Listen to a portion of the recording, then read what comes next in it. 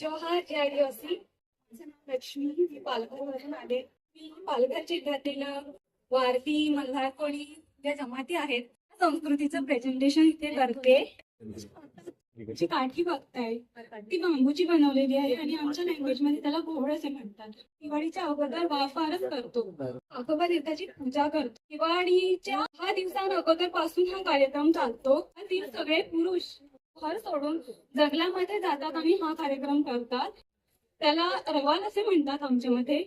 तर तेव्हा त्यांच्या हातात ही काठी असते आणि तेव्हा त्यांच्या अंगामध्ये अक्षरशः देवी शक्ती येतात.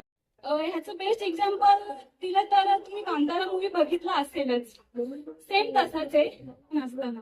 तात्पर नसताना जी व्यक्ती सगळ्यात पुढे असते त्याच्या हातामध्ये ही काठी असते.